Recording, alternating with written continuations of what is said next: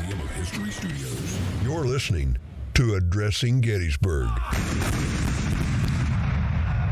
Hello, patrons, and welcome to this episode of Addressing Gettysburg. And today, this is something that I'm sorry for people who are not at the first lieutenant level, because as an audio only, this might not really translate very well for you.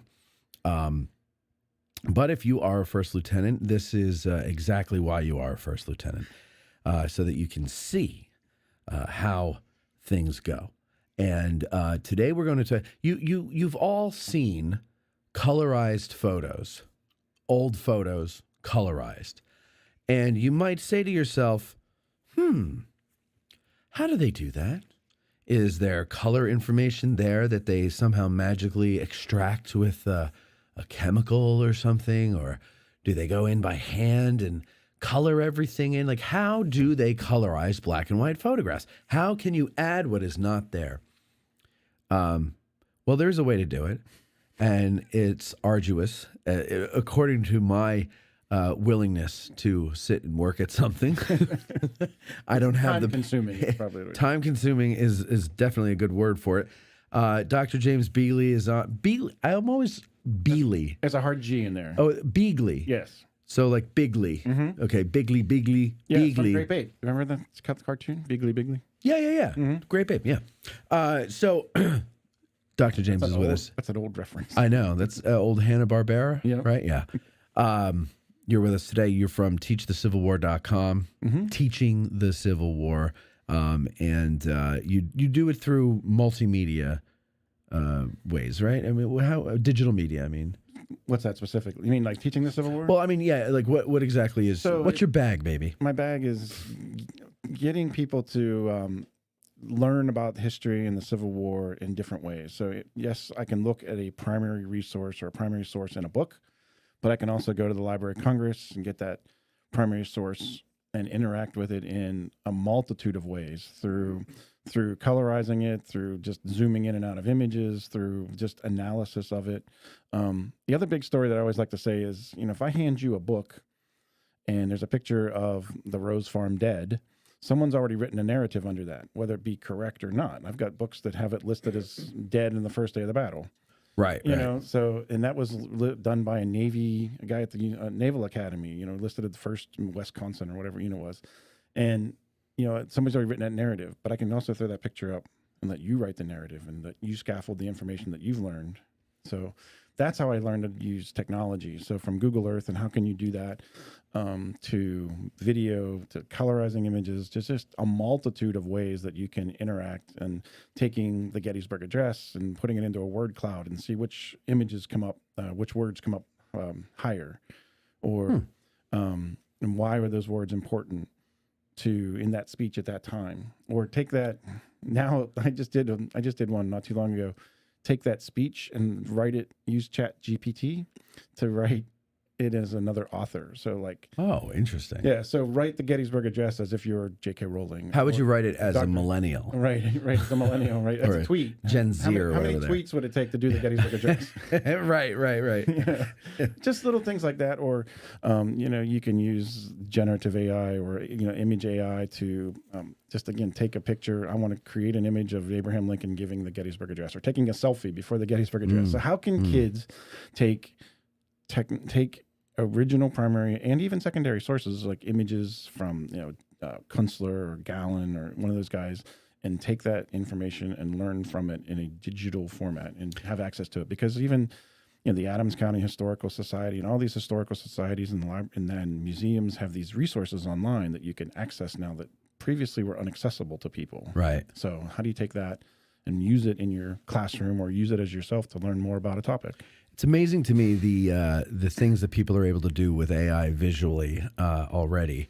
I'm seeing a lot more of this now, especially with history channels on YouTube. They'll use AI to create an image of an ancient person who we have no photograph of. Oh, right. Maybe there's paintings or maybe there's a statue or some kind of a likeness, but not really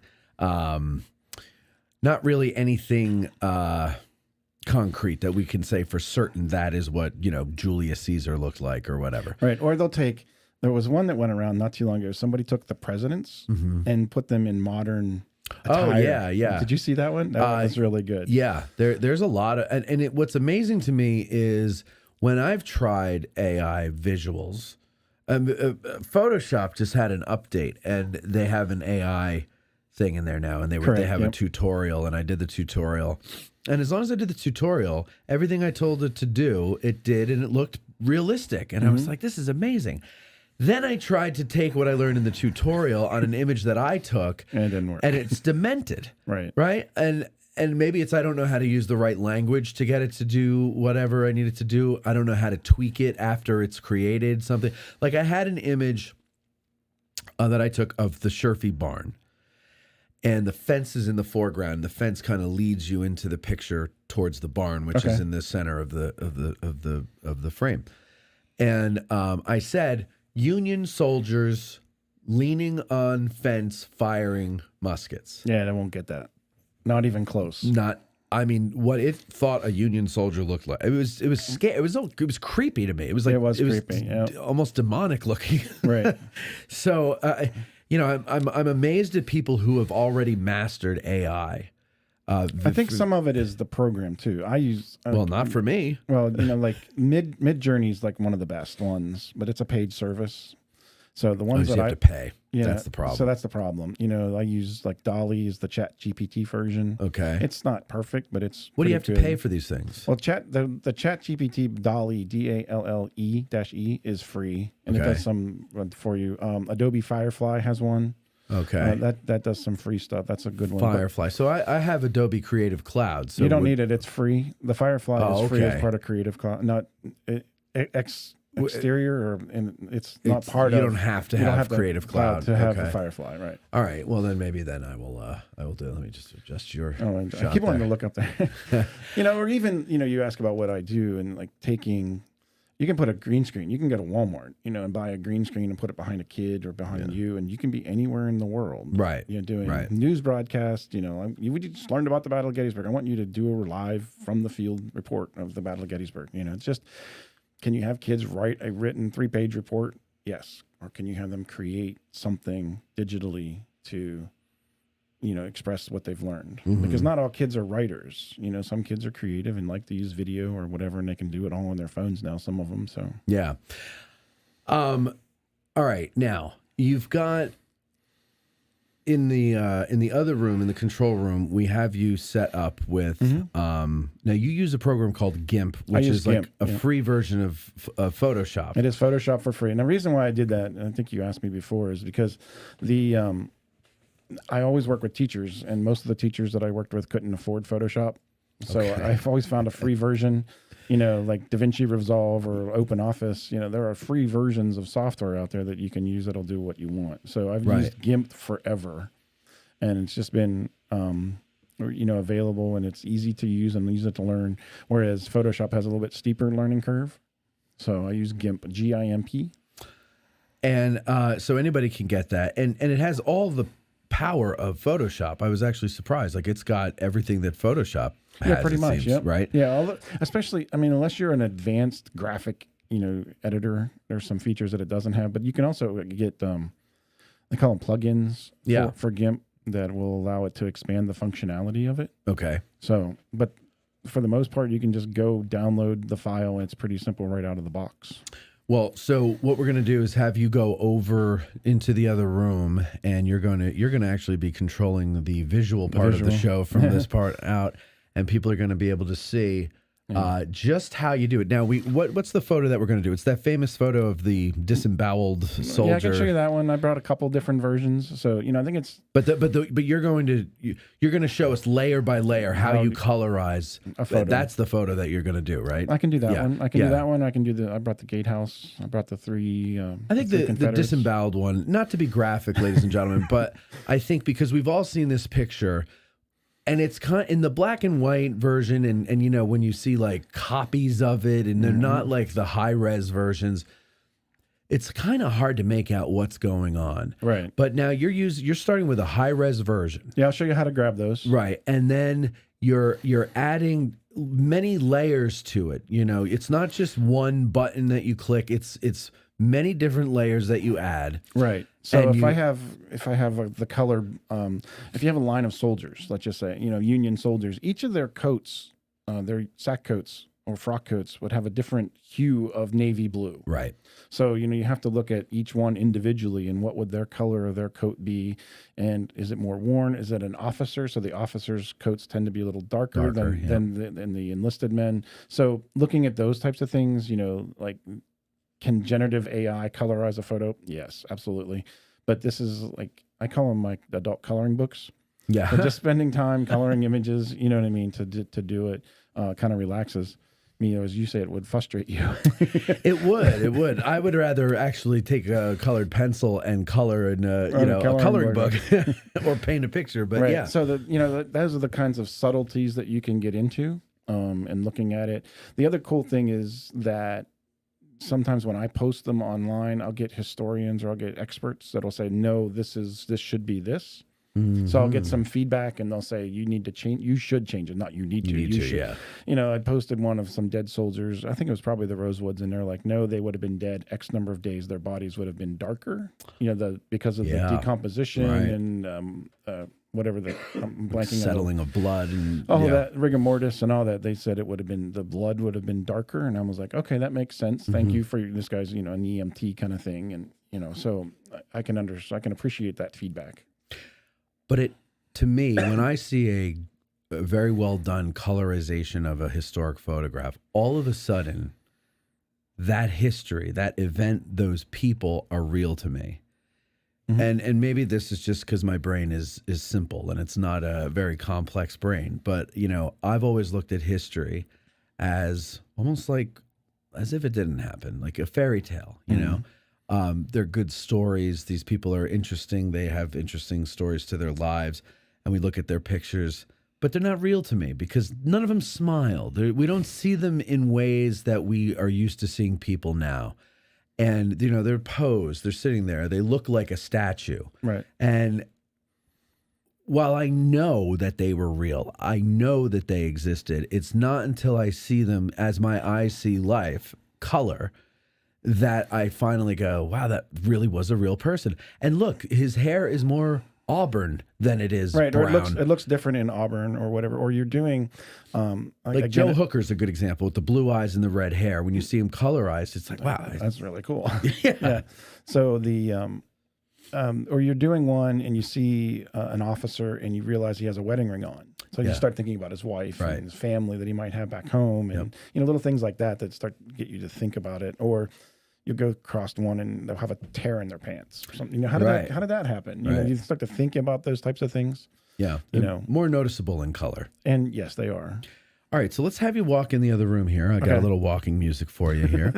And as he goes over and gets the computer ready, ladies and gentlemen, and if you're watching this on YouTube, this is part of our fall preview season. Go over to patreon.com/addressinggettysburg. And become a first lieutenant to see this stuff all the time, because once we go on Christmas break, the fall preview season is over. Excuse me. All right, you in there, Dr. Jim? Let me turn your mic up. There you are. Let's switch to screen capture. All right, here we go. So we're going to switch over to screen capture. Beautiful, beautiful. All right, now. There you go. I know there's so many. There we go. Okay. So I wanted to share some examples. I did bring some examples. Let's start with that. All right. So these are finished products. These are finished products in no particular order. Okay. So these are from a while ago. Some of these are from a while ago. Some of them I've updated. This is Captain Hoff, who this is over across from the gatehouse of the Evergreen Cemetery, over in that area, is where his camp was. Okay. Huh. So across. Yeah, and this is the backside of his camp. Oh, okay. I think I see. Oh, that must be the old farm lane. What are those trees? Do you know where those trees are? Again, right there across. It's at the base of right by past that old museum and where over in that area. So those trees would be behind the museum? So that's Culp's Hill. In the background, yeah. Yeah, all right. I know where that is. So that farm lane that they're in front of is no longer there, but I think I know. Right. At one point, I think someone had said that they had found the rock formation that was in there. Yeah. So again, probably I'm going to defer to Frasinito on that one. And whose camp was this? As Captain Hoff. Hoff of the what? He was like a sanitary or commissary kind of thing. Got it.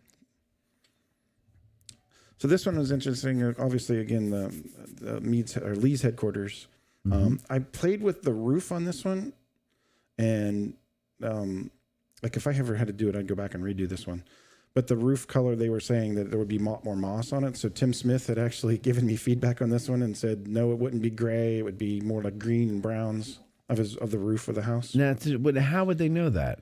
How do they know there's more moss on it? Yeah, I don't know. Oh, based you on can the kind of material and stuff.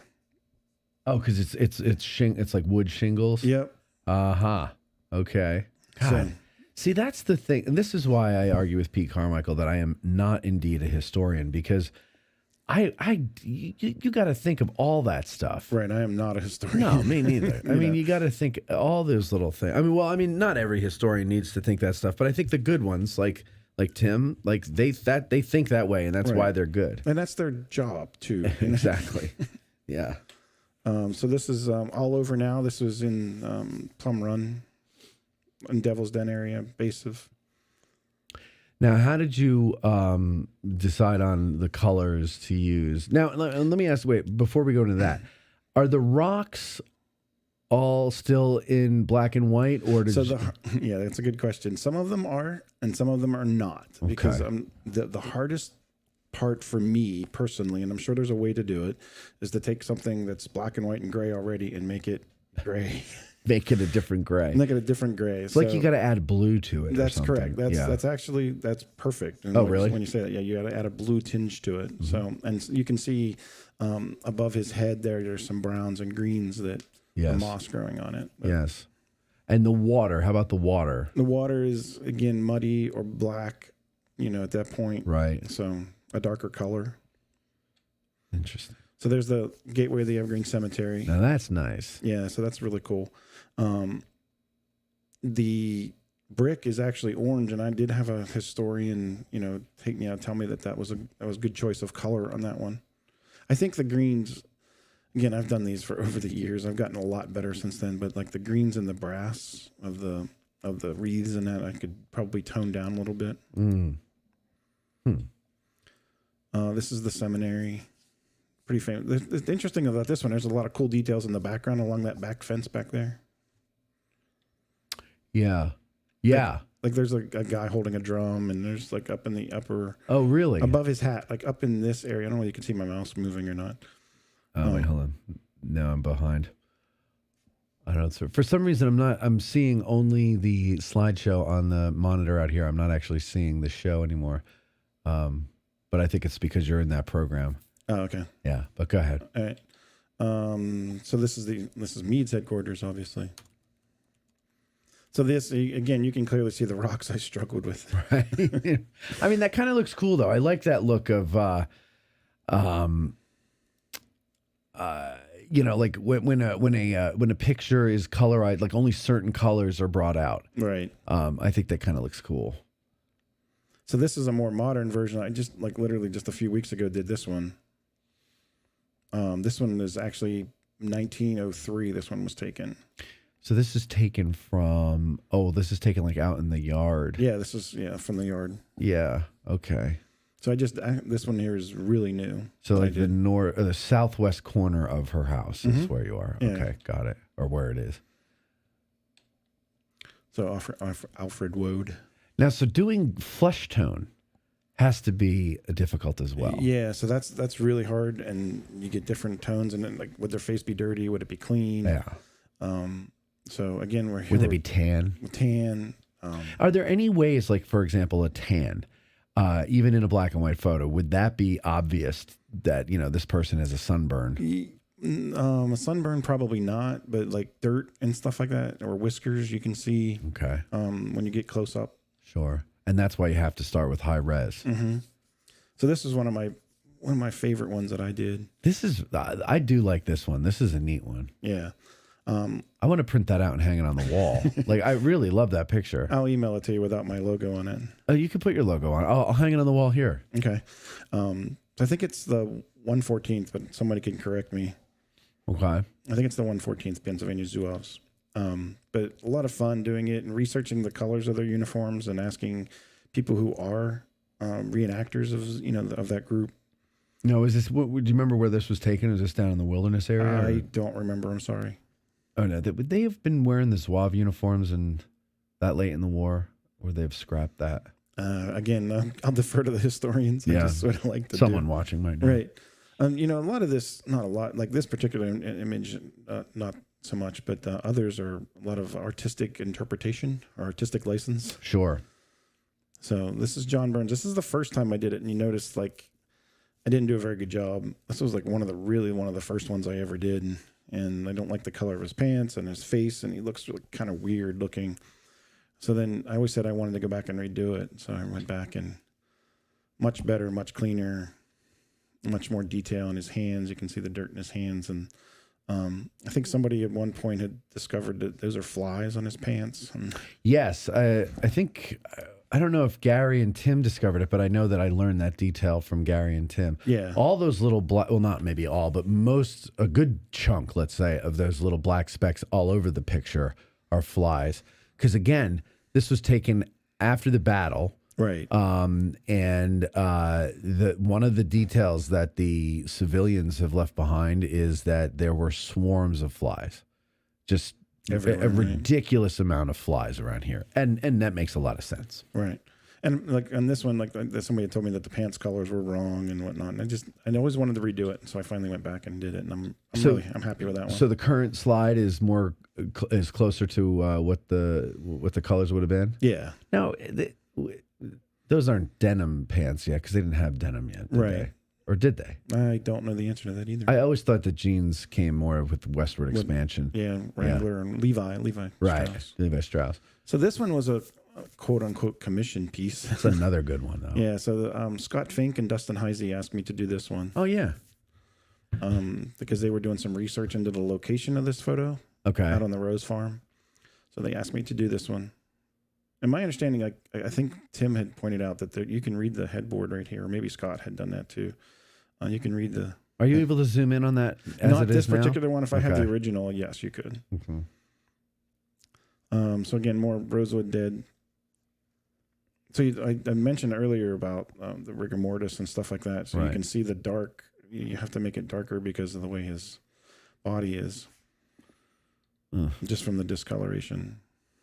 I have trouble sometimes doing the dead bodies because it really gets to you after a while. I was going to ask you that because I was imagining if I were doing it and I'm zooming in on this dead guy's face over and over again to colorize it or something, and suddenly I'm seeing a person. I'm not seeing some, image of what I know is a dead human body, but I'm detached from it, just by looking at it. But as you zoom in and you work on it night after night, yeah, I bet it is. It really is because that's somebody's son, right? And those are the stories, right? Yes. So here's another one. I did this one really early on, and it's terrible. I hate it.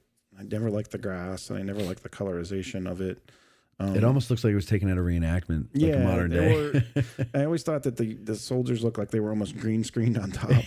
And right. It's really bad. But so then I went back, and after I got a lot better at it. That's much better. And colorized it and it's desaturated. It's a more believable. Right. This is much more believable than my original attempt. Although that's how your eye would see. Your eye would see more brilliant colors, but that to me is a better photograph. Right. So it took some time. Again, you're doing all of these dead bodies and these bloated faces and disfigured faces. It's terrible. And then, of course, we got this one. Now, this is the one that we're going to, quote unquote, work on. Yeah, I'll show you how to work on it. I'll show you how the layers on this one works. Okay. But, looking at the insides of his chest cavity. Well, that's what I'm saying is like in the black and white photograph, you really can't make out anything. But when you colorize these, suddenly it's a totally different story. Thing, yeah. So this is one of the Harvest of Deaths. I saw this one. Someone else had colorized this one, and I saw this one. Yep. So here's another one that I did early on. Of course, the famous 3 Confederate soldiers. Now this has always been an interesting photo to me because where we believe, as I understand it, where we believe this is taken from is up on Seminary Ridge, right? Mm-hmm. Yeah. And so you're looking that's what if you stand in the spot where they think that the photo was taken, there's I believe a plaque there. It's across. Yeah, the plaque is across the street. Okay, across the street. There's a white house there on the corner. I don't know the name of the house, but yes, there's a plaque right there in the front of that. It says that across the street this photo was taken. Right. Okay. So if you were to go and sit there or stand there and look out to see that view, you won't see that view because the town now is in your way. It's expanded out. But that's what it would have looked like. And when you think of the retreat of the First Corps and everything like that, right? That's where they were retreating over. It's not like today. If you tried to retreat from the seminary today, you would have a much harder time. And they had a hard time to begin with, but you would have a much harder time than they did back then. Also, when you think of the Iron Brigade and Cutler's Brigade coming onto the field by cross lots, by going across the field instead of coming up into the town, those fields over the shoulder of the guy on the right are probably where they came up. And so you can see. All right, yeah, because the seminary is like off to his right. Off to the right, yeah. So you can see that it's a lot easier to make out. But if you look over the shoulder of the guy on the left, you see a really tall thing. Right, that's the poplar tree. Oh, I thought that was the National Tower. No, that's the poplar. No, I'm just kidding. I know, is it there? Yes, that's the poplar tree. Now, my question, is that still... Because there's a really tall tree across from the gatehouse on Cemetery. Okay, so that tree is not there. The tree is not there. But that is Cemetery Hill. Correct. That's directly across the street from the gatehouse. Right. There are tall trees directly across the street from the gatehouse now, but not that specific tree. And so that gives you an idea there. That's Cemetery Hill. That's the hill that Lee wanted him to take. The heights beyond the town, right? If practicable. That's it there. All right. So again, this was my original version. I don't know. Now, what's going on with the guy's face in the middle? I can't see. It's blurred. It's blurred. It's a defect in the original glass plate. Oh, okay. So then this is my updated version that I did. I don't know, but you can see I did a much better job on the grass in the background. Yeah. And the logs. Oops, sorry, I went the wrong way. And the logs are better. So I just got better at the process as we do with anything. Get better at colorizing. Sure. I mean, I think it's almost a miracle that you could add color to it and have it look somewhat in any way realistic. You know what I mean? It's hard. Yeah. So I mean, I like the first one we were looking at. I like that. I'm just impressed that you were able to do that. Go back to that first one if you don't mind. That one? Yeah, that one there.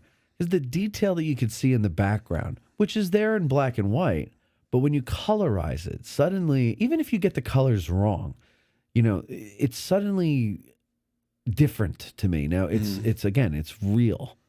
And even if you get the color of the wood a little off in the jackets or whatever, it's still more real to me. These look like real people. The guy on the left, his face to me is such a modern looking face. He looks like a country music star when you look closely at his face, but these are real Confederate soldiers. They walked all the way up here and fought in this battle and got captured. And, it's amazing to me. It's just fascinating. Yeah. So even you mentioned marching, the little details of adding dirt to their boots. Yep. So they're not like strictly black and that sort of thing. Exactly. All right. What else? So that's a better one. This is Brady out on McPherson's Ridge, first day. Now, the interesting famous thing, pond, if you will. Yeah, that pond. Now, the part of the pond is still there. Correct. But they put the road over the rest of it. For some reason. So it's, if you're ever wondering where the hell's this pond, well, it's there. It's there. It's right around the 150th. Right. The road goes right by where he's standing, I think, is how that works. Yeah, I think so. And that's McPherson's Woods in the background there. Okay, so these guys. This is a wounded Zouave. Some of these, I saw other people post them, and then I'm like, I want to do that. Yeah. So I don't. And then Antietam. That's a nice one too. Now, is that partially black and white and partially? No, it's all. It's all colored. Yeah, because of the grass and the green, the greens in the grass came out really differently. Yeah. So I like that. That's another hanger. That's a good one. Yeah, I always like this one. So you mentioned about flesh tones and things like that. So like this is an older gentleman, so you got to get some blues and reds in his hands and his face a little bit because of his age. He's graying. Yeah. And liver spots. Right. Yeah, that's essentially correct. Yeah. Mm-hmm. Yeah. Wow. So then you can also take images, the black and white images from Harper's Weekly, and colorize them. So that's neat. Christmas Eve. This is one of the first representations of Santa Claus. This is by Thomas Nast. So you can see the wife on the left, and they have the picture of the dad up there in the corner, and then the dad on the right looking at pictures of his kids who are sleeping far away. Wait, where's Santa Claus? In the upper left-hand corner. I need glasses.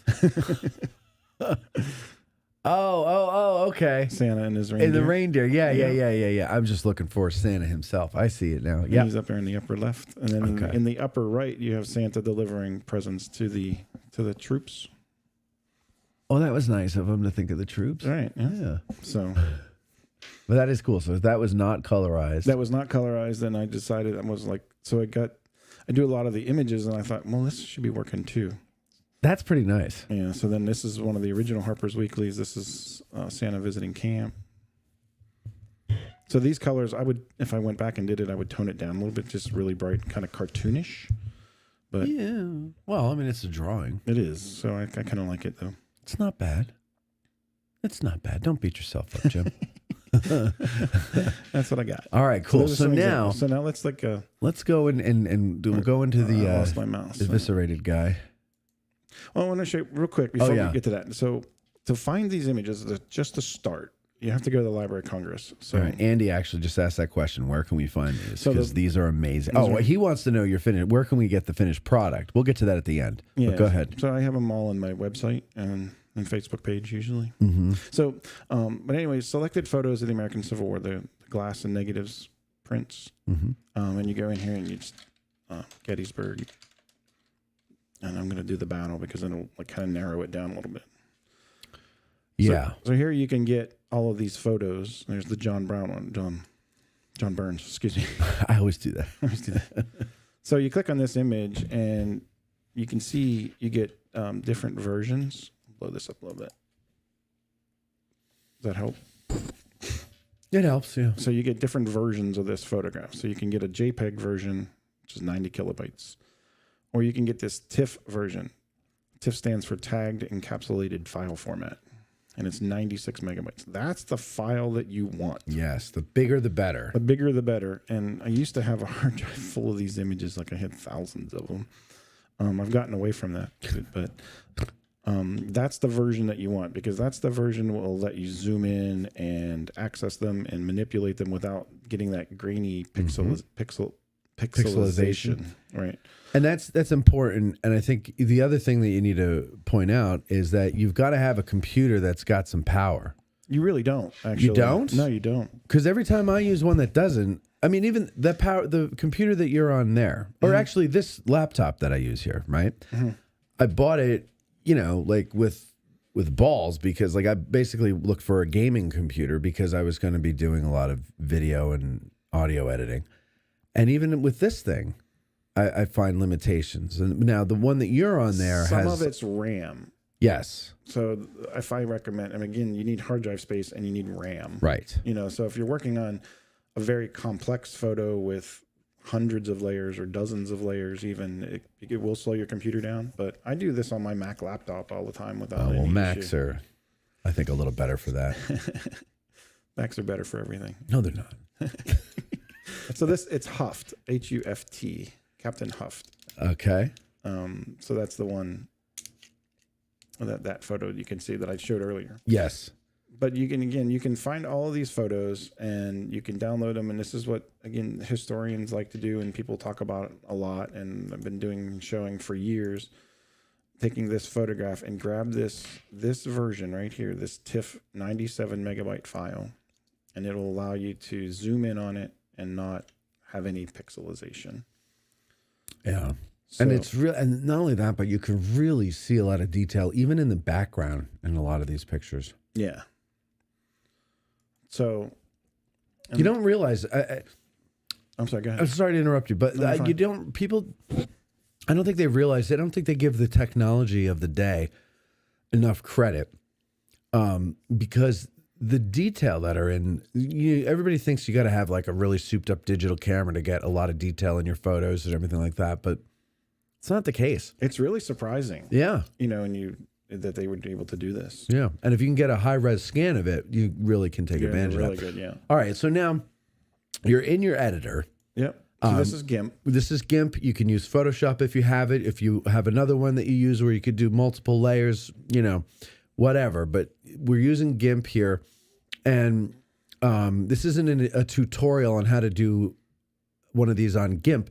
It's just the principles of it. We're showing you the principles and just how it's done, so that you understand that a lot of work goes into these things. And maybe if you're one of these people that sees an image like this online, you go, "Wow, that's cool," and then you steal it for something. You think just look at all the work that goes into it. Right. So a long time ago, I never put my logo on it or anything. Right now, you got it. Now I got to do it. Right. So I'm just in GIMP, and this is the dead Confederate soldier in the Rosewoods, as we're all familiar with. And just to show you that you can zoom in on this, I just grabbed, this is just the zoom tool, and I can, go in and look at literally. Good God.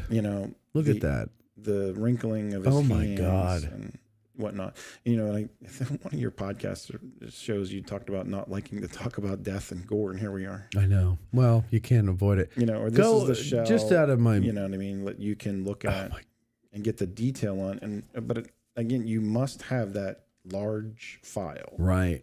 Or it won't work. I mean, now, I know originally this was listed as a victim of a artillery round to the gut. Correct. I wonder if it's because that shell is laying there. Yes, it is. That was the reason why they said that. Okay. This is a prop that was used. This musket is a prop. Oh, okay. Oh, really? Mm-hmm. So how do we know that? Because the same musket can be seen in multiple images. It's also in the sharpshooter image because it's missing the ramrod and everything. It's a prop.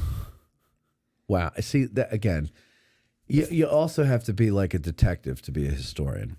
Well, that's, it's one of the things I like to do with kids too.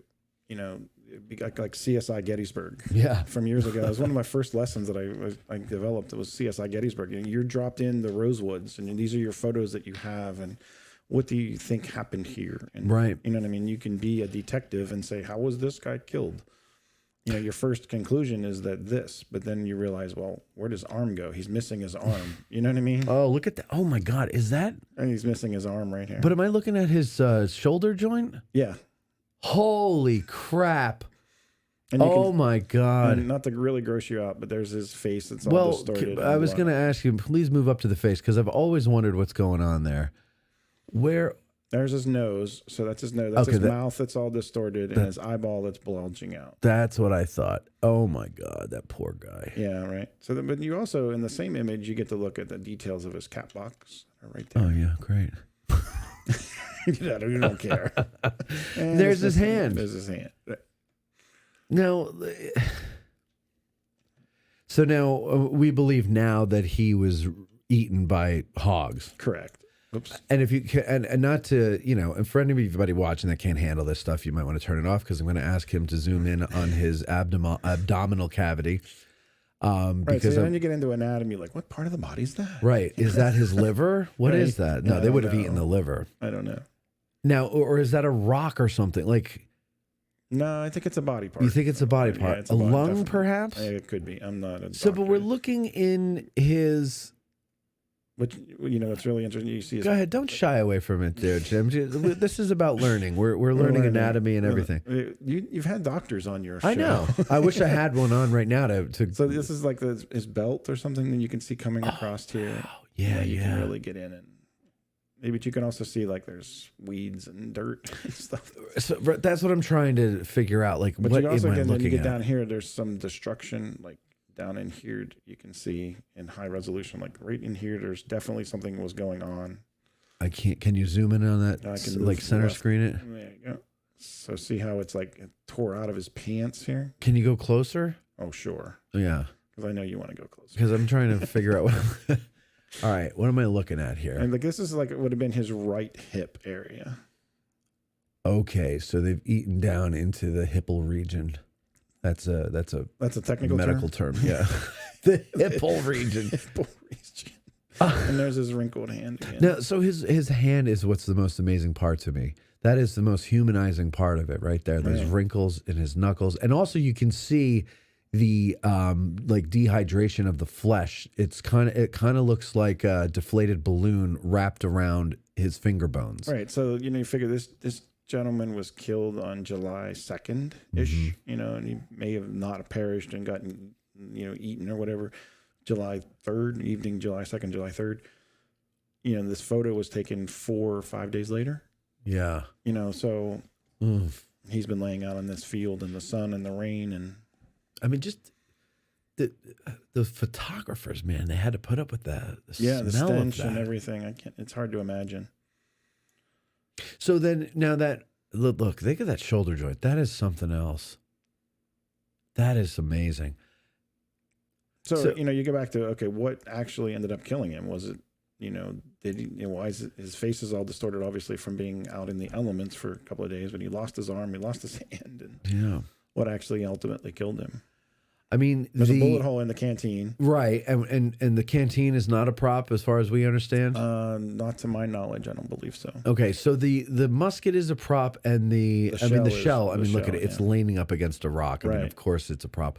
But like now, the interesting detail about that musket is it's missing its ramrod, and the sharpshooter one is missing the ramrod, or do we not see the ramrod?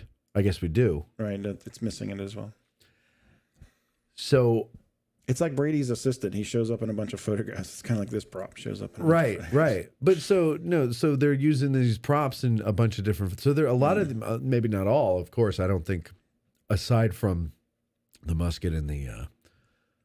Everything that we've identified as props here, I think, it's obviously the body is not staged.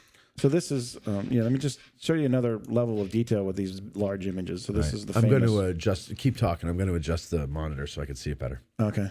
So this is the gatehouse of the Evergreen Cemetery. This is Brady's assistant that I was just talking about. And so that I always like to say, like, this guy right here is a soldier, this soldier, you can just barely see him in the raw image, but the advantages of having these large files that don't distort is that you can really zoom in on this guy. Yeah. So you can start to make some assumptions. I like to do this when I do presentations. I talk to like, how tall is this guy? Is he tall, short, young, old? So you asked me before, what's my bag? My bag is showing kids this picture and saying, tell me this kid. Write this kid's letter home after the battle. He's on guard duty. Is he young? Is he old? His breastplate is up here on his shoulder. It should be in the middle of his chest. You know what I mean? His coat is ill-fitting, which isn't uncommon, but his musket comes up to his nose, so he's not exactly that tall. Not a tall guy. Not a tall guy, so you can make some assumptions. Do we know how tall a musket is from butt to muzzle? I used to know. I don't know anymore. Go ahead. I'll look it up. You look it up. Don't you have one laying around here somewhere? At home. But you get the idea that like this guy can do this. You can also zoom in on this guy over here and look at, like, you can even see this guy's suspenders. 56 inches. Okay. How many feet is that? Divide by 12. So this is, again, Brady's assistant, obviously wearing a different clothing than the soldier. But if you come over here to the left of this building, you can see the stove in here. Oh, wow. I think it's a stove. I mean, obviously it looks like a stove with the. No, yeah, you could see the pipe in the back. Right, the pipe here, and then the two burners. Yeah, and you could pop off put the skillet on, and there's all this debris right here. Wow.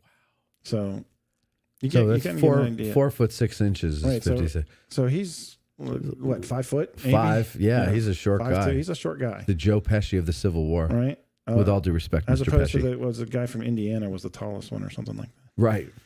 But you get the idea that you can zoom in and out on these images, and you can spend hours just doing this. How about that structure over to the right?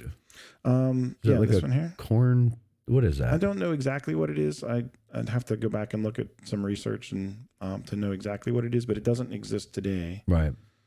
The house sits there now. Is there anything interesting in the debris right behind that guy? Not really. No, this is like a piece of canvas and just some wood. Is that like a bed frame? Oh, maybe. Like right here, I see what you mean. Yeah. I don't know. Oh, yeah, it's some kind of frame. Yeah. Yep. Huh. So that's a little stuff that, again, I haven't looked at this in a while, so that's a good catch. Thank you.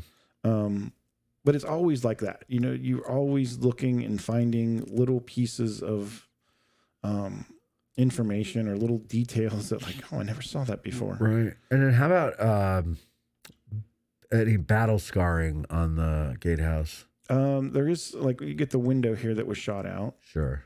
You know, and you can see some bullet holes, like looks like some scuffing here. And then there's damage to this window. Those windows are interesting. They have like, what do you call that? Shades. No. No, I don't know. No, but it is interesting how that one shade is sucked out of the window. But no, if you go to the upstairs windows, the ornate. The up here. Yeah. What do you call that? I don't know. I don't either. But like you would have that like pewter, not pewter. What is it? Like lead. Lead stuff like in a stained glass window. Yeah. But that's there. That's pretty neat. All right. So to go back to why we're here. And you know the other thing, real quick though, if you look at the doors on the inside, where the little step up and porch is. Now, it's been a while since I've been through that gatehouse, but I think the pavement has built up quite a bit. Yeah, it's much higher now. It's much higher now, right? A lot of that foundation that we can see is not visible anymore. It's underground. Yep. Even in the front. Wow. That is cool. Yeah, it's really cool. It's really neat to just, again, and there are hundreds and hundreds and hundreds of these photographs, and not just of Gettysburg, but other, battles that you can just do this all day long. Yeah. All right, well, let's get down to this one here now, okay? So show us, go through the process here. And if you need to maybe move me, hold on, I'm going to come over there and move me over so that people can see what's going on down there. Keep talking. Oh, okay. So the down in the lower right, or on the right-hand side, I'll let you do it. So basically what you do is you decide what colors you want.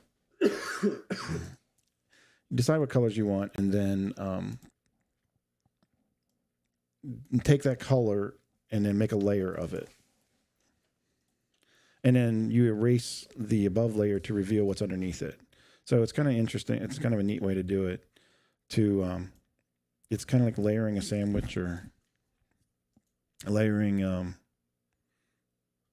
sandwich is probably the best way to do it. Or if you remember when you were growing, or when you were in school, the teachers would do that. They take a overhead projector and they put a slide down and then put something on top of it and make another layer and then another layer. It's kind of like that. How teachers would do that sort of thing. Better? Yeah, I mean, we don't need to look at me. So, so down in the right-hand side of the screen, I have all the colors that I used for this particular image. I lost my mouse. Okay, sorry, I went too far.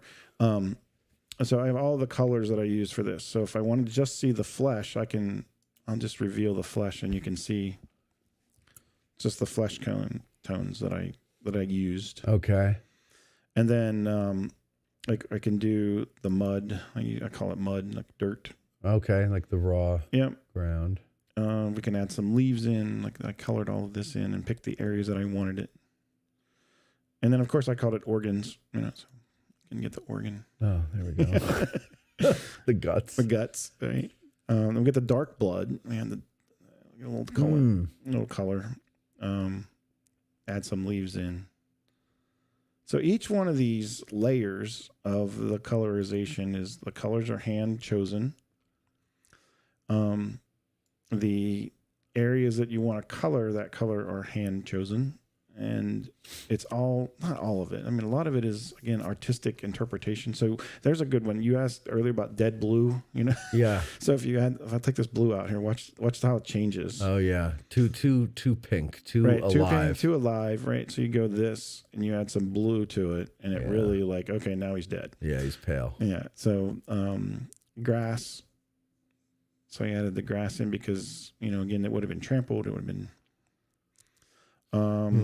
his pants, you can do butternut. I call it butternut. Okay. There you go. And his pants, change his pants a little bit. What am I missing? So then I usually, to tone the colors down, I add a layer of just lightly colored black to just kind of. Yeah, that kills the saturation a bit. Yeah. And the white on this case just pops out that rock right there a little bit. So that's what you do, but you have to take each one of these layers and then. So, okay, so take them all off and go to the first layer that you added.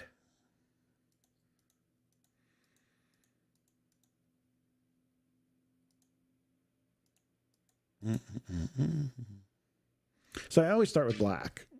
I don't black and white. I don't know why. But I'll take the black off too here in a minute. So why do you start with black on a black and white picture? Is that again, just colors? There is a lot of black. Like his whatchamacallit, his cartridge box is black. His shoes are black. Okay. I don't know. I just always start with so black even and on white. a black and white photo, when you colorize it, you still have to add black. Correct. Yeah. It's the gray that's really hard. That's the hardest part, is getting the gray. Interesting.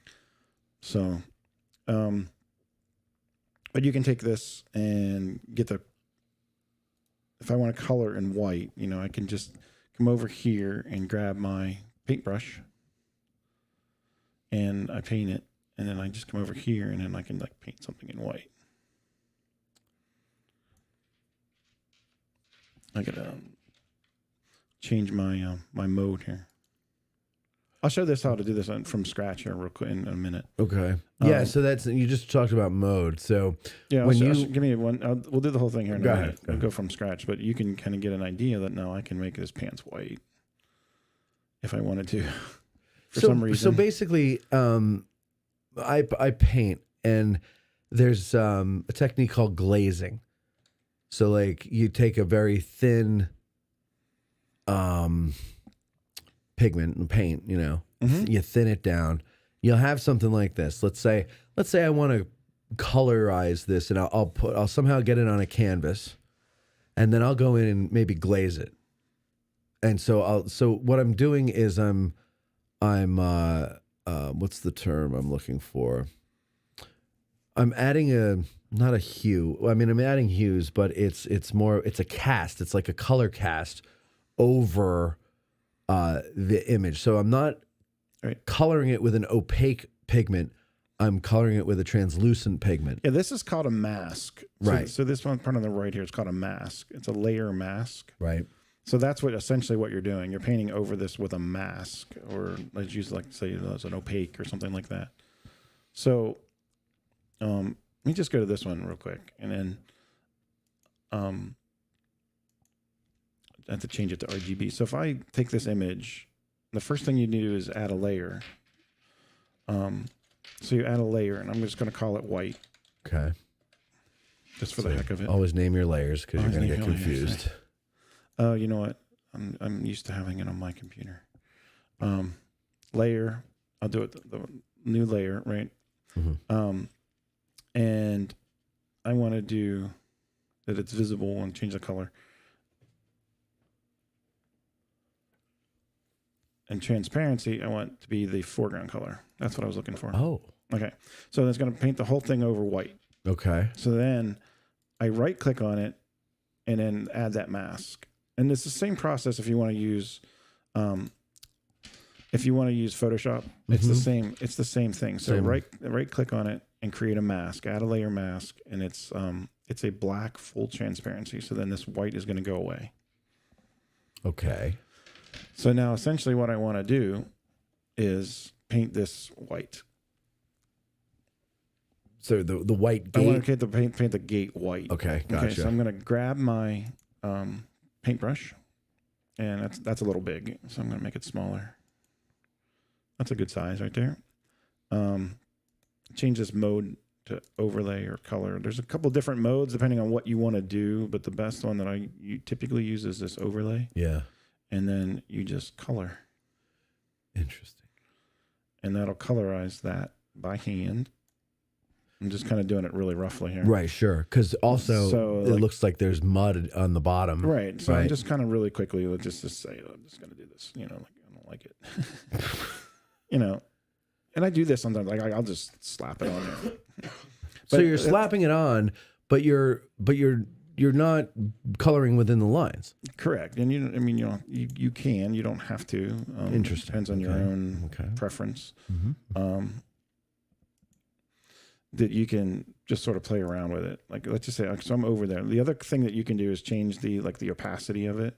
So that's like really bright, you know. So I can come over here and I can change the opacity of that layer.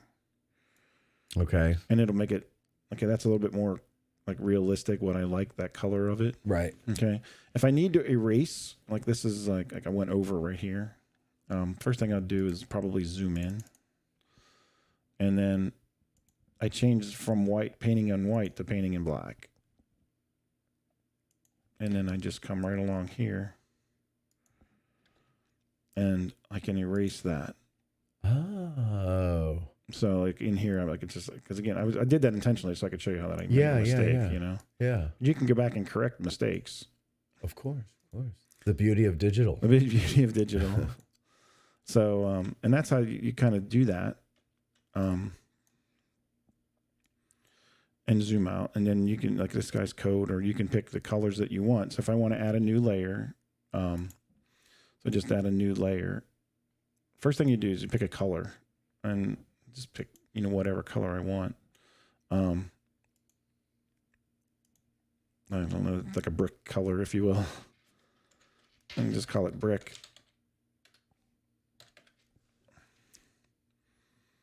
And I can add that layer mask.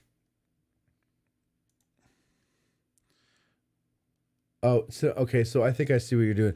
So then you add that color, and then you're going to go over just the brick, and remove the black and white. The black and white, I'm right? Going to reveal the brick color. Yeah. Okay. So what are you using? An eraser tool there? Or no, that's a paintbrush. That's a paintbrush. It's a paintbrush. You paint in white and black and white. So again, this is a wrong color, but you kind of but you get demonstrative purposes. And so you just, again, paint over it whatever you want. You can change the opacity and the shades, and you can use different brush tools if you want. Like if I'm doing, let me do it. I'll just show you. Let's pick a green, and I'll do a tree. Let's get out here and get a green, like a tree, if you will. Call it trees. And I name mine. Some people are like, why do you name it? I'm like, it's because then I know. Yeah, I mean, you're dealing with dozens of these layers. You better name them. Right, and then I know I can go back and say, so then you only ever paint in black and white. So you paint in white and you erase in black. So like you can come down here and I'll pick the vegetation. It's actually called a vegetation layer, paintbrush style. So make this a little bit bigger, and then you take this and then you can paint over it, and it kind of gives a little bit more texture. I mean, this is the wrong color, but kind of bothers me. It's the wrong color. But you get the idea. And, it gives a different texture. And then you can layer different greens in there if you want. So if you have different color greens and because not every leaf on a tree is the same shade of green. So even in here, if I want to go back and edit the green, I can turn on these leaves, and then I can change and add, oops, I'm on the wrong color, and then change and add more green into this image if I want to. So you get to see how like this green, like there's two different leaves. So I have leaf 1 and leaves 2. Right. So like some of these leaves you can see because I only have this leaves layer turned on, like some of them are black, like are still gray. Whereas then I can come in and add another layer and see how it gives it that depth.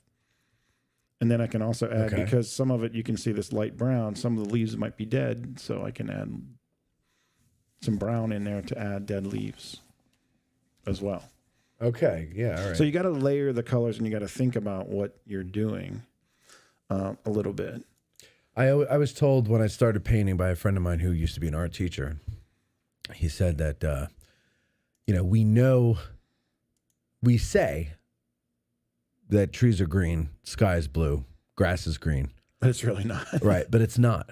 It's really not. And that's the thing is there's green there, but it's shades of green. Correct. And there's shadows and there's highlights and there's midtones. It's not all green, flat green. Right. So the one of the things I have a palette. Like I've created these over the years. Like in GIMP, you can create palettes up here so that you have them already. So I've got.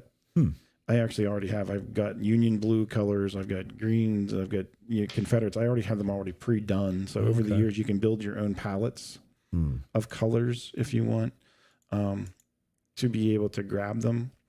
Another trick that I learned, so like this would be dirt. You can add dirt in here.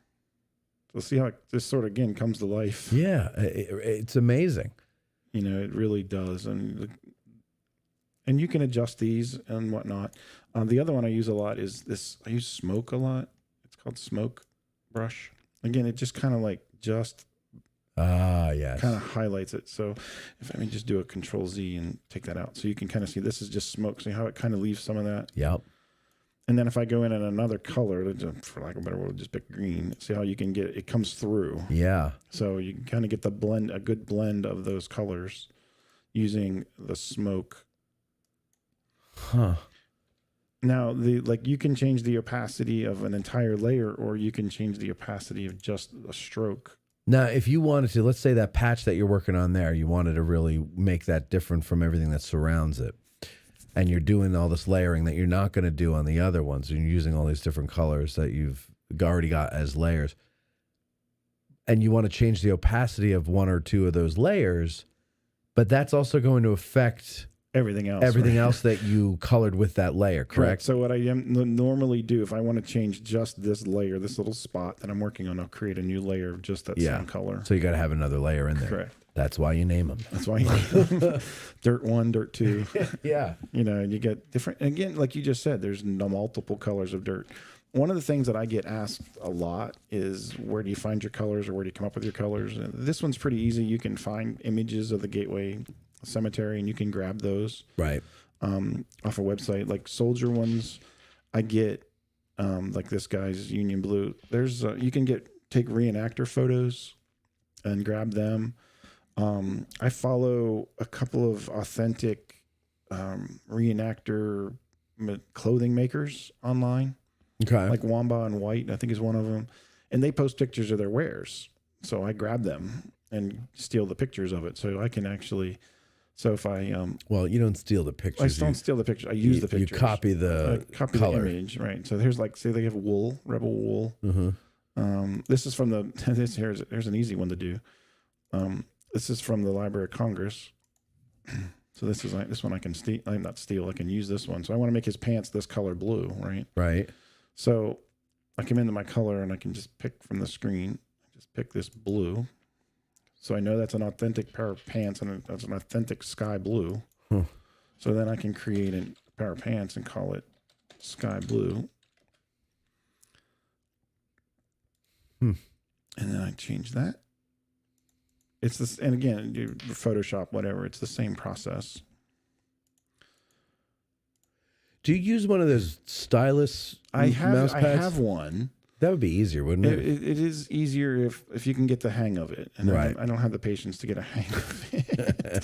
So now there you can actually see this is people ask me, where do you get your colors from? Well, that one is from a pair of sky blue pants that from the Library of Congress website.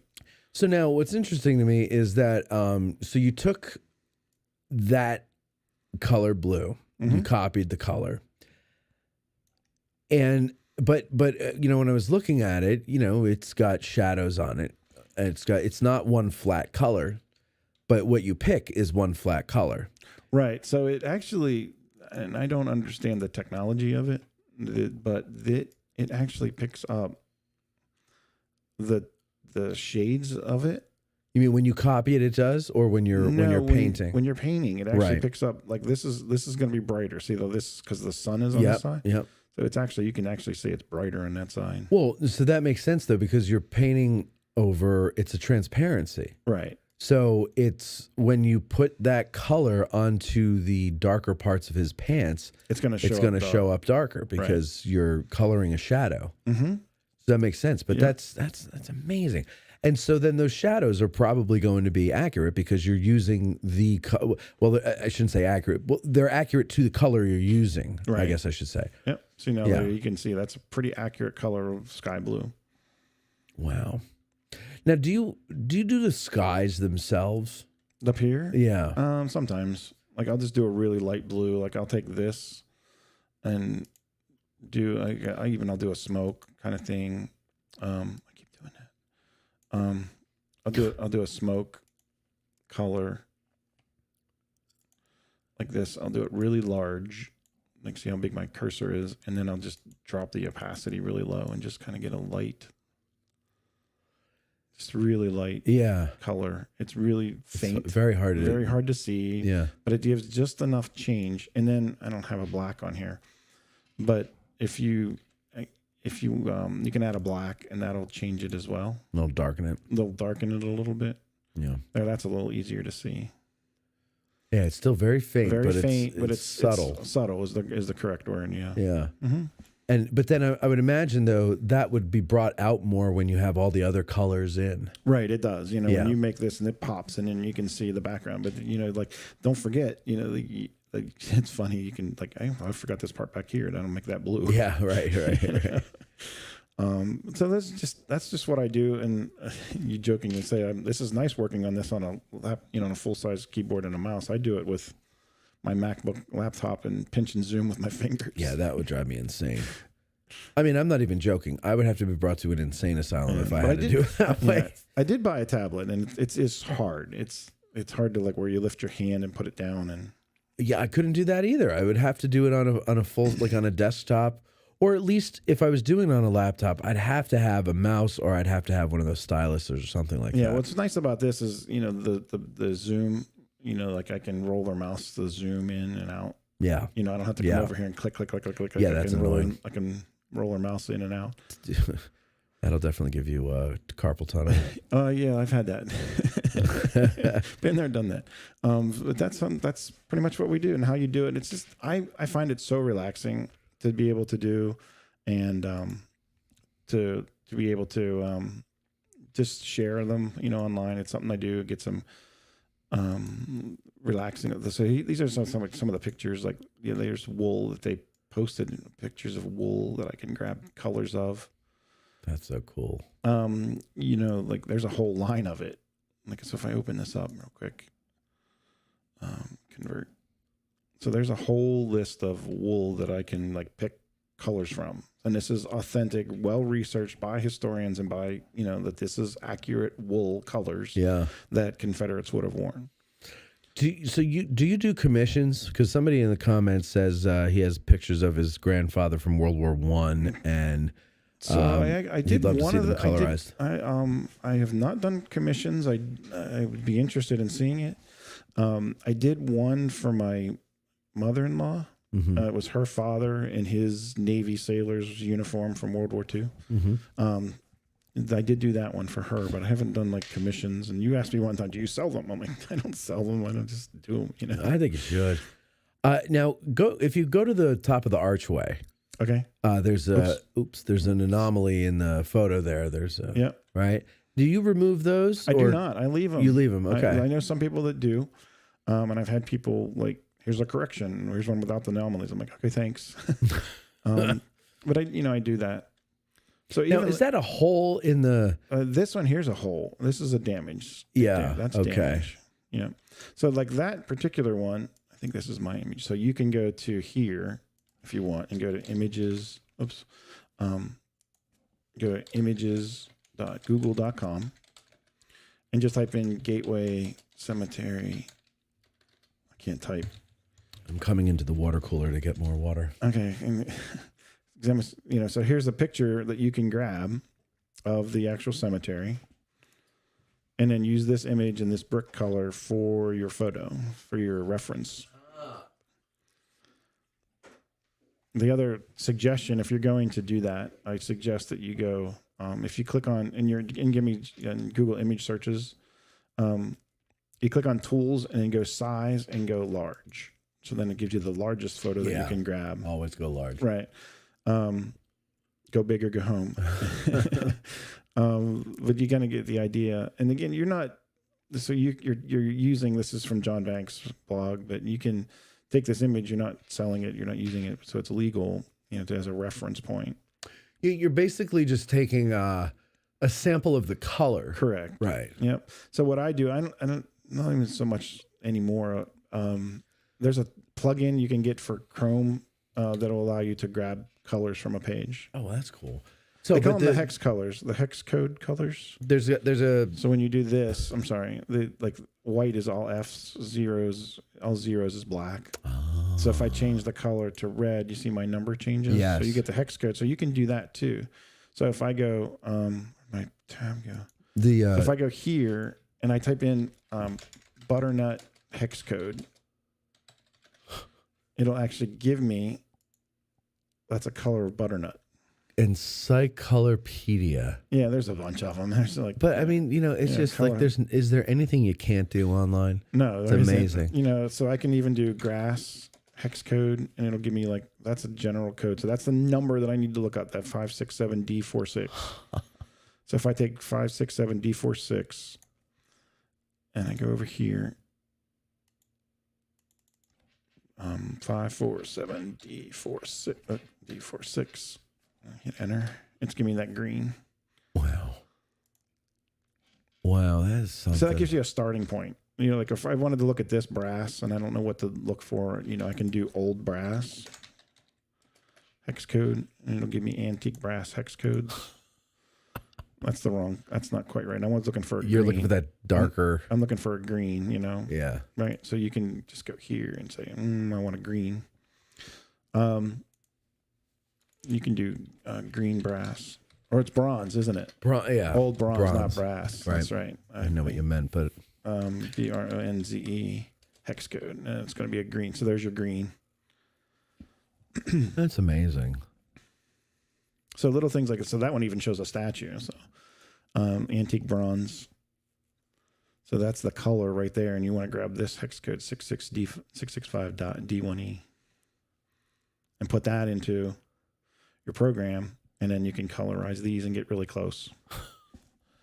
That's something. So, I had another question. So if somebody wants to do a commission, they can catch me through my website or Facebook page. And so the guy that asked about it says that he actually has the uniforms too. So nice. You can use the uniforms as period correct. Yeah. The one that I did, it was in his navy white, so it was pretty easy. Right. So, okay, I was just going to say, let's go back to this guy here. So now, talking about grass, you've got different, greens, let's say greens, grass and trees. And we're talking before, you have different shades of them. And here you can see you've got different shades of green in here. Yeah. You got to account for different things like distance. In the distance, all colors change in the distance because the more distance you have, the more atmosphere you have between the camera or the eye and the mountains or the distance. Like for example, mountains are always painted in like a blue or a purplish or something like that. Purple mountain majesties. Like that's the atmosphere. If you go right up to the mountain, it's green. It's dark. It's a dark color. Right. But you've got something in between you and the mountain that you're viewing at miles distance or whatever. The other thing you have to look at too is like which way is the sun hitting them? Yeah. I was going to say that when we were at the gatehouse. You go back to the gatehouse for a sec, and zoom in on the soldier behind this, and you were pointing out how his right pant leg was going to be lighter because the sun's coming from there, and I said, well, this must be late morning that it was taken, or early afternoon as the sun is in the southern sky, right? Because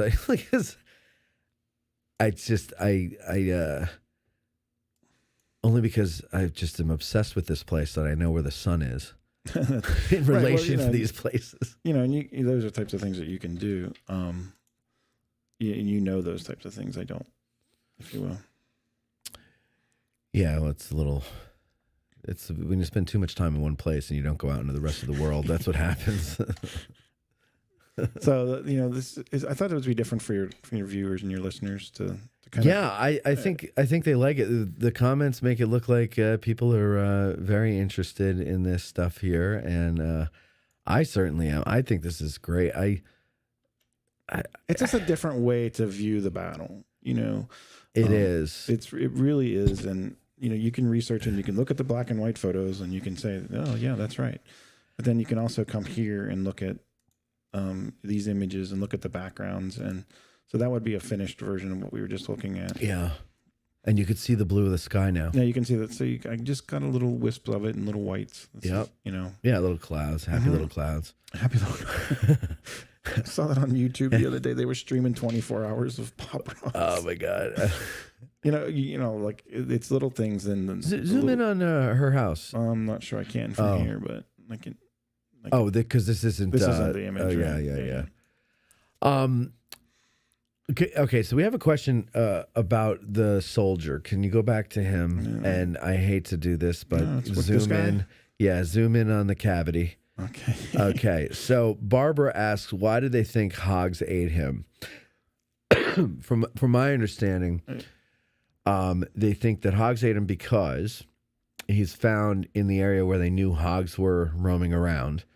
There's a story that the Rose Farm had hogs. There was a hog pen near the house, and when the Confederates are coming over it, you don't go around the fence. You knock the fence down, and that means the hogs get out.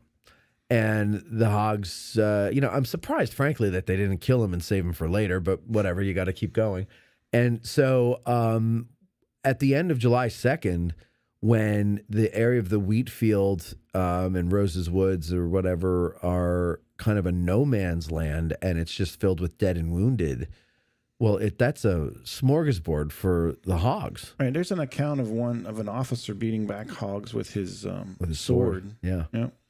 Yeah, and he describes. I think there's a few accounts of people describing the sounds of the men being eaten alive by these hogs because they were too wounded to get away. They either shot through the legs or whatever the case may be, that they could not get away, but they were still alive. And these animals come along, smelling fresh blood. So you've seen this image too. This guy here has some damage as well. I didn't download. No, I don't think I have seen this. Where is this? Again, I don't know whether it's actually been found. Dustin Heisey seems to believe this is also a Rose Farm. Okay. Him and Scott Fink also believe that this is a Rose Farm. I'm not going to confirm or deny, but he has. Can you open that in GIMP so we can zoom in more? Let me download it real quick. Oh, I thought you had that already. No, I didn't. I just went and grabbed it real quick. So anyway, Barbara, if you look at the cavity, there, it looks very neatly eaten out. Yeah, and you can see like right through here, there's like some ripping and tearing. And it's just not conducive. It's not rot. It's not like this shell would have caused different damage, right? Kind of thing. That should be downloaded file. Yeah, I mean, that's the thing. Like, if the shell, let's say it went, and I'm no medical expert or anything or forensics guy, but I'm going to guess if the shell went and hit him, let's say from one side to the other, it would there would be some outer flesh, skin or whatever, I would imagine remaining. Although I don't know. But you could see it's just such a neat, almost surgical cut through. And, the guts, that's the fun stuff for the hogs to eat. So, they're going to go straight for that. It's soft. It's easy to get to. It sounds like I've eaten the guts out of corpses before. Like, I know this, but this is me just making a lot of guesses based on. All right, so there you go. Nothing. So this is the image. Let's zoom in. If you're familiar, I'm sure you are, the Rosewoods. Yeah. So there's a big tree in the middle of the field. Dustin and them seem to think that this is that same tree. Oh, okay. So I'm not going to confirm it. I'm just telling you what they say. Right. All right. But there's another. Oh, God. It almost looks, wait, look at his face. It almost looks like the same guy. Yeah. Oh, my God. Can you go in the face more? Gotta go in the face more. Of course. Anything for you, man. Oh, thank you. Yeah, I mean, it's almost the same effect on the face. The lips there. Go in closer. Don't be afraid. Don't be afraid. Well, it gets distorted. The audience can handle it. It gets distorted. Yeah, that's weird. But he has his left arm still intact. Yes, but now let's see so that's like his hip area. Left hip. That would be his left hip. Yeah, through there. And maybe that was oh my God, I don't know. That's just horrendous. Yeah. So again, you talk about little details. Like here's look at all the litter box. Yeah. And, like the cool one too is like the interior of the breastworks, so a little round top. Oh, I bet. You know, there's a lot of debris in there that you can see, and you want to see the dead bodies though. There's a hat. I was like this hat like popped out at me when I was doing this image. Like, wow, straw hat. If you go back here, it's like it's not apparent. Right. Now you can't unsee it. Right. But you're looking at the bodies, and then you just zoom in, and it's like, oh, there's a hat. And that's cool. Yeah. So then you can go to like Dirty Billy's and say, you know, he's an expert in making period hats. Sure. And he's got pictures of the hats like this that you can grab. That's the beauty of getting into this, is that there's someone who specializes in every little aspect of what we're looking at in this picture. And if something catches your eye, you can find somebody who knows about that. Mm-hmm. And, you know, they can answer questions for you. Right. You know, and somebody, one time, I don't remember what image, that somebody was said, no, his pants wouldn't have been gray because they were this unit and they wore brown pants. Okay. I'm like, that's good information. Yeah. So, you know, I appreciate that. You mean you don't get offended when somebody does that and go, my research said blah, blah, blah. No, because I don't know. I'm not a historian. I'm not an expert in it. I'm a hobbyist. Yeah. You know, but you've had, I think I said before, you've had your doctors and whatnot on. You can see the bloating and the effects of rigor mortis on their bodies and stuff. Yeah, that's it's disturbing. It really is. I mean, and you think now, I'm thinking of the people that have to clean this up.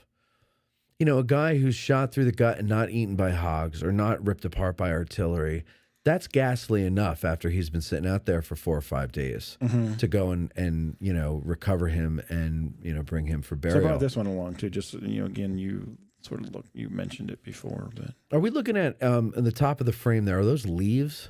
Where's that? Yeah, this is a blemish, but these are leaves here from a tree. That's what I'm talking about. Yeah, these are leaves. But wait, it's a blemish at the top? This is a blemish here. But these are leaves. Yeah, this is leaves. That's what I'm talking about. Yeah, around the frame, the top and the side. Yep. Yeah. Huh. But, you know, the big question is, like, why is this guy's finger always been taped? Like, what's the history behind that? Oh, that is. But now you can, like, really look. What is that? Yeah, I don't know. That's one of the things, you know, or guys who do research into, like, these are bullet canteens, you know, like there's a really cool example of what it looks like. And, wow, look at the detail on that. Right. And that's blurry, too. That's a little blurry, but that's neat. How about the, look, go to all of their hands. I'm fascinated by hands of the past. Hands of the past, as long as they're not dead. Yeah. The fingernails are well groomed, right? Yeah, it doesn't seem to be a lot of dirt under them.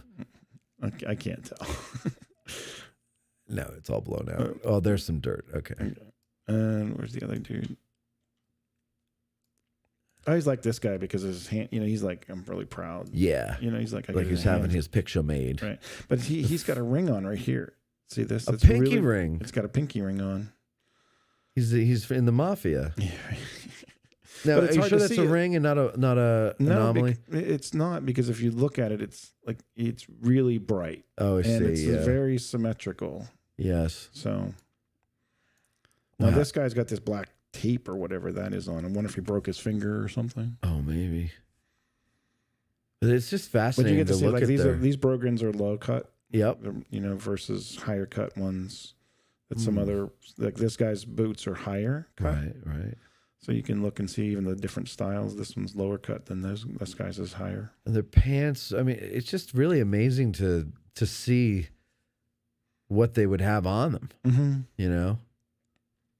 Look at zoom in on their faces now. Let's look at their Yeah, you talking faces. about the country western dude. Yeah, that's the country western dude. He looks like a country singer. Right. But then, okay, what color eyes would he have? Yeah, You that's know? a great question. So is there a way to tell that? Because I know, like, No, I can't tell. but isn't it true that on grayscale that certain colors will present, like blue would actually come out lighter in black and white? Is that not the case? Some colors do, yeah. Yeah. If he had green or brown eyes, it would be darker. Right. Yeah. Let's go in the background. Let's see what we can see in the background. Well, it's a little blurry because of the atmospheric conditions. But there's that poplar tree right there. And that's probably the gatehouse, or this is the gatehouse here, one of these two. Okay. And then what are those buildings? So these are the buildings. I think, like, I thought I read somewhere like this is the college, maybe, over in this area. No, I think the college would be to the left, out of frame, to the left. Yeah. Okay. Because we're that's the south end of town. Right. Yep. So So the Sheeds house would be over here somewhere, right? No, it would be to the left too. Yeah. So that off frame. What we're looking at now, like where those trees are, right off to the right of the, to the left of the soldier on the left. Yeah, those trees there. Okay. Like that's neighborhood today. Yeah. Right. Well, all of that's neighborhood. Yeah, all of that's neighborhood. Everything you can see is neighborhood snow. But like, let's see those little white houses in the back. I wonder if we can make out what any of them would be. I really can't. One of them somewhere is maybe the Dobbin. No, that would be more to the right. I think these guys would be blocking the Dobbin house. Yeah, if I'm not mistaken. But then you can take this and you put it into Google Earth or whatever, and then look at it and say, "This is where this picture was taken, and what was the angle?" Yeah, it's amazing. So that's so cool. Well, I could do this all day long. This is so neat. Yeah, I love this. This is great. Well, what other cool things do you do with computers and that you could come on and show us again? Well, so again, you take this image. I'm just saying, we go to maps.google.com, and you can go to, let's just say, Rose Farm, Gettysburg. Come on. Did it not go to Gettysburg? Oh, there's Gettysburg. Oh, it didn't go to the Rose Farm, though. Oh, there it is right there. Okay. So we'll go in here and do a little round top. I'll go to the map view. Right. So I'm in the Rosewoods right here. I can actually go to street view.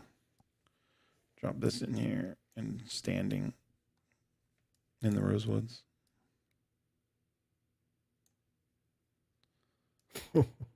So you can travel around. Yeah. Look at. So which tree are you talking about that Dustin thinks is? This one. Right out there. That one, like right there. It's hard to see. Yeah. I would defer to him. You know what I mean? Him and Scott. Sure. But he thinks that that's it. It's right. It's like right there. Yeah. Okay. So when you said that, that's kind of the area I was picturing. Yeah. It's like this tree right here, right there. Okay. So you can do this, and here's the split rock. Okay. So you can line up the photos. Yep. That you want, and then, you can look at it and put the pictures. You can I don't have it with me, but you can take Frazanito's sketch that he did, like from his book, and overlay that onto the field and see exactly where he thinks they lined up. And wow, it's really cool. That is cool. But I don't know why it might not work in this version, but you can go and just zoom around and look all over the battlefield if you want. You can visit Devil's Den and Little Round. You can go up Little Round Top right now. Too soon, right? Yeah. And it doesn't necessarily need to be here. So the other question, like you can do with kids, or you can do even yourself. So you're reading an account of, let me think a minute. You're reading an account of the group that fired in Prolong, right? Bigelow's battery, right? So you can look and say, okay, well, what was their attack, and how far could they attack and hit, Barksdale's Mississippians or whatever? You know what I mean? So like, how far? What is their range? Mm-hmm. So you can use not so much Google Maps, but you can use Google Earth because it has a measuring tool. Yep. So you can do a Google Maps and then Google Earth and measure the distance. So an effective soldier could hit somebody at 300 yards. So how far is 300 yards from the trestle barn, let's just say? So how far would they have been shooting at people? Or what are the angles of a cannon? There are maps out there that show where the cannons were lined up along, like the avenues and by the Pennsylvania Monument and whatnot. Mm-hmm. So what would their range have been moving left and right and forward, and how far could they have hit someone? Is that an effective way to shoot them or whatnot? Yeah, and so little things like that allow you to get into the battle. Okay, I've just read this story about 120th New York or whatever, the Bigelow's battery or whatever, and fought there. And then, okay, what actually could have happened there and done that sort of thing. So that's just another way to explore it. You come out here and, the 11th Pennsylvania fought along Doubleday Avenue right here.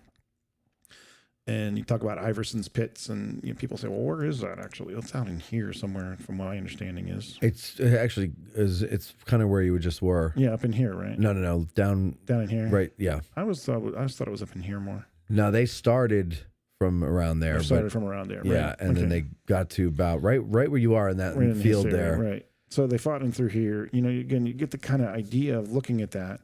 Or you talked earlier, like the photo that we just showed. There's Meade's headquarters, was taken right here, right? So you can actually, that was the White House I was telling you about. Yep. So you take this and you drop this on here, and that photo was taken about right where that little sign was. Yeah, that's where the sign is. Yep. Yeah, it was a little sign. I went too far. Right there. Yep. So it's kind of like this angle, right? Yep. And so looking out into the past. So clearly, you can't see anything that's in that photo. Right. But yeah, so now there's an interpretive sign right here now. Yeah, but that's where the area where they think it was. So the Sheets house is to the left. If you turn, it's down here. Yeah. Now the Sheets house is down. Yep. Further. Yep. And then Lee's headquarters is back kind of behind left. you. Yeah, back to the left over here behind this White that house. Oh, there's the marker. I'm a little bit too far. There's the interpretive marker right there. Okay. But this is the kinds of things that you can do and show and do, technology, if you will, to learn about the Battle of Gettysburg, or any battle if you want. I want to incorporate this when we do like Ask a Guides or something. I need to have. This is why I need it. You want to be my engineer? I need somebody in the back who just knows how to do this without me telling them how to do it or when to do it. And it's not it's not hard, No, you just have to have. And a there's brain. the pond. We showed you the photo of the pond. So Yeah. So you can see what it is. So you can see what's left of it. Right. Go zoom as far as you can go. Let's see if you can see where. Yeah, I mean it was on the other side of the road. Yeah, but Brady's standing on this side, I think. Yeah. So then the photo was taken from here. Yeah. Or we were trying to tell somebody like, oh, there's a rock carving on the side of McPherson Barn. It's like right there. That's exactly where it is. It's like right above that little. I got in trouble. Not in trouble. Somebody criticized me one time because I used, you go down this road and you make a right, and they're like, that's east and west, and you got to use. I'm like, okay. Right. I'm just trying to help people. Yeah, you know what I mean? No. You're not helping in the way they would do it. Right. So it can't be right. I can't be perfect. Like you're going to get down in your tour, you go around the Virginia Monument, and you come back here. Yeah. Yeah. Right. You can see the path I always take. Right. Go back to Bigelow though, because there's another thing you could. Yeah, the Trestle Farm area there, but along Wheatfield Road is his first position. Right about where you are there. Okay. So right around there is where their first monument is. And then you go, like in the direction your arrow's going there, okay, to the Trestle Farm. Mm-hmm. That's where their second position is, the other monument. And then kind of to like 2 o'clock from that position. Up in here? So, yeah. Well, yeah. But, further out is where they're escaping to. Right. So they're going back this way. Yeah. Toward So, the but first but so cool is that you can just use Google Earth to, like you said, you could trace the steps of these units as you're reading about them. Correct. And you can take the maps of, the Gettysburg map book, and I forget the name of the author of it. Lano. Yeah, Lano and Godfrey, two good maps. Yeah, the one that's spiral bound. Yeah, that's Lano. Lano map. Look at that, and then look at it in Google Earth, and overlay it. And I've shown before, like you can actually do troop movements on like Canva or PowerPoint using the morph Yeah. You know, I think I've showed you that before. Or at least I've talked about it. You can do those quick little overlays that show you how to do it. Yeah, I got to get into doing stuff like that. I realize that I have to really up my YouTube game, and I don't have a YouTube game. Well, I don't either. So maybe I have to get a YouTube game. But like, there's so many things that we can do that, you know, are visual, because a lot of people are visual learners, Right? and even people who aren't can appreciate the supplement of a visual to whatever they're learning. Right.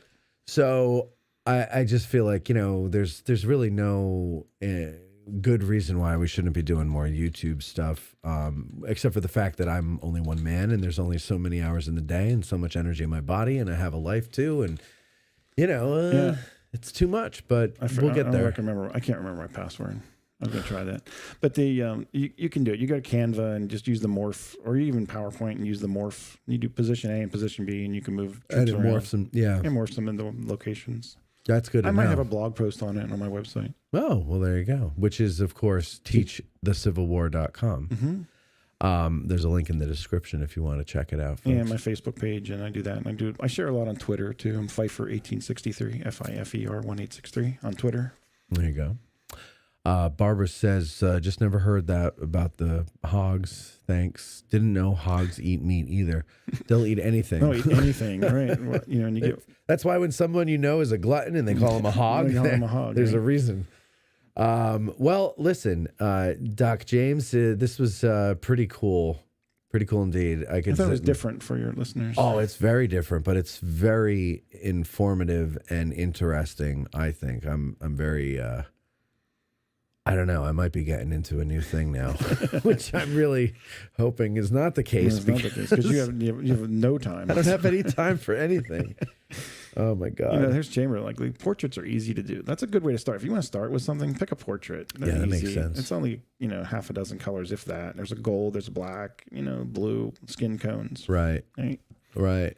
Yeah. Skin tones have to be hard though. They're not really. Once you get the right one, some of it's by feel. But you go to images, Google images, and you find, male, get some samples, and you think, in a picture like this, he's cleaned up. He doesn't have dirt on his skin. He's well shaven, so it's not that hard. You could go to get Jeff Daniels and kind of grab his skin tone and So I did a couple of polls of the audience here while we were doing this. The first question was, would you have the patience to learn how to do this? And it is 50-50 no and yes. The second question was, does it bother you that some photos were staged, or does it make it more interesting? 75% says no, it makes it more interesting. And the 25 obviously is yes, it bothers me. So I like the So I'm from the photographer's point of view then. Why would they do that? It makes better, not unlike what we do as, artists or whatnot. Why do we do something? We make it for money, or we make it more dramatic, or, you know what I mean? Yeah, I think... it's a better product. Well, and I think, like you're saying, the photographer is not a historian. He's not thinking as a historian. Right. Right, exactly. Those guys, they were taking photos that would ultimately be for posterity. But the reality of it is that they were trying to make a living. Right. And it's not easy to make a living as a photographer. Even to this day, it's very hard. And so, you do something that... Now, what's interesting to me, though, is that they felt the need to do that with a brand new... how old is photography at that point? Like a decade and a half or so? Not much, yeah. Not very old. It's now, but this is like the first time they're photographing a war in America, and they're at the battlefield. No one has seen this before. Right. You don't need to embellish it. Who has seen a man with his guts ripped out before? Why do you need to put a shell and a musket? I mean, I think there's enough drama in that photograph alone that you don't need to stage it. But I mean, it just goes to show that, like, the dishonesty that we see in art today, good or bad, it's dishonest. I'm not putting a moral judgment on by using that word. It's not honest, right? that is not new. It was used back then, and probably used long before in other art forms because it's poetic. It's life at a poetic level. And I don't understand why you need it for, the debris of battle, photos of that. But, they felt they did. And there you go. Bob's your uncle. Yeah, the other thing, you mentioned that too, like wood is different colors too. The outside bark versus inside and how aged is in. Yeah. And, wood is very rarely brown. Right. So this won't end up ultimately being brown, but, you get the idea. Yeah. No, but already, though, it kind of just brings it to life. Just sort of pops it. Yeah. It's amazing. Well, Jim, thank you very much for coming and doing this. Ladies and gentlemen, I hope you enjoyed this. I hope maybe some of you might want to pick up a new hobby. That would be cool if something we had on the show makes you get into something new that you are passionate about. But stick around if you're a first lieutenant and watching live. We're going to do another one at 2 o'clock with Corey Farr. Otherwise, that's it for us here, ladies and gentlemen. Thank you all for listening. Thank you for watching, those of you in the First Lieutenant and the Fall Preview audience. And we will talk to you next time. Bye-bye. All right, thanks, Jim. Yeah, thanks.